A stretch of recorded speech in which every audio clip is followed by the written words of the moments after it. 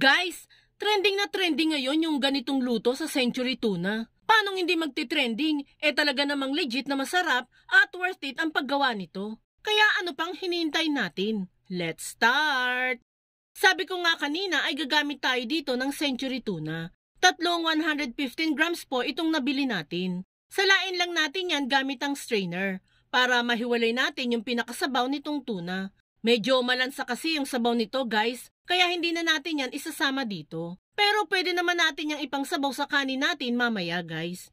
After nating masala ang sabaw nito, ay ilagay naman natin yan dito sa ating bowl. Durug-durugin lang natin dyan yung mga malalaking chunks ng tuna. Pagkadurog ng tuna ay ilagay na din natin dyan yung iba pang mga sangkap. Lagay na natin dyan ang isang medium size na sibuyas na hiniwa natin ng maliliit. Next ay 3 cloves ng bawang na hiniwa din natin ng pino. Sunod ay isang pirasong red bell pepper, hiniwa lang din natin yan ng maliliit na cubes. Sunod ay 2 medium size na carrots na hiniwa din natin ng maliliit na cubes. Sunod ay itong malunggay. Yes guys, maglalagay din tayo dyan ng malunggay para mas healthy. Hinimay lang natin yung mga malunggay at saka pinino ng ganito. Mapapansin nyo sa mga ingredients natin na mas madami pa yung mga gulay kaysa sa ibang mga ingredients. Para din syempre yan sa ating mga anak na gusto din kumain ng Century Tuna recipe natin. Isa pa ay dagdag gulay din itong malunggay dito sa ating mixture. Sunod na natin dyan ang asin at paminta bilang pampalasa dito sa ating recipe. Adjust na lang kayo sa pampalasa na ilalagay nyo dito. And para mag-bind ang lahat ng ingredients natin, ay maglalagay tayo ng 1 piraso ng itlog at half cup ng cornstarch. Tingnan nyo naman guys kung gaano kakulay ang ating bowl, diba? Halu-haluin lang natin yan gamit ang ating mga kamay. Salamat at nakaabot ka sa part ng video na ito. Alam kong interested ka sa lulutuin natin today. Kung sakaling magugustuhan mo ang Century Tuna recipe natin, pwede po bang pusuan mo naman ang video natin?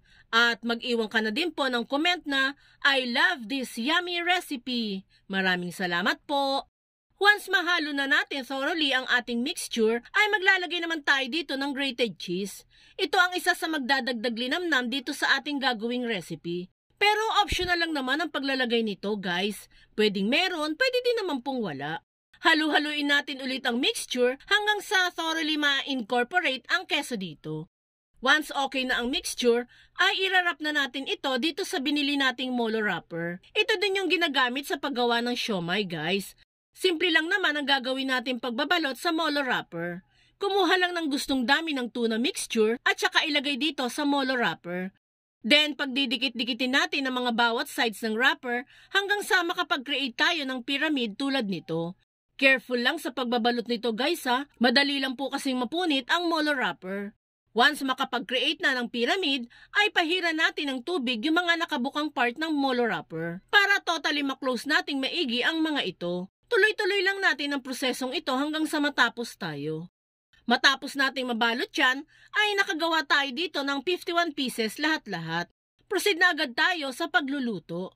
Dito guys ay gagamit tayo ng malalim na lutuan. Deep fry po kasi ang gagawin nating luto dito. And para makatipid tayo sa mantika, maliit na malalim na lutuan ang gamitin ninyo.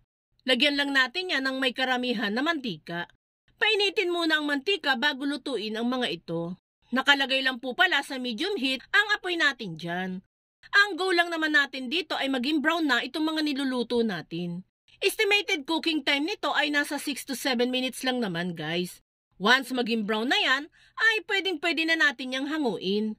And there you have it guys. Ready to serve na itong ating yummy, cheesy, at very healthy na tuna recipe. Best ka-partner ng ating recipe ay itong ketchup at toyo mansi na may sili. Tiyak na mapaparami ng kain ng inyong pamilya kapag ito ang inihain mo sa kanila. Kapag sa inuman naman, ay ilayo mo na ito sa mga kung fu ha. Yung kung fu mulutan sagad.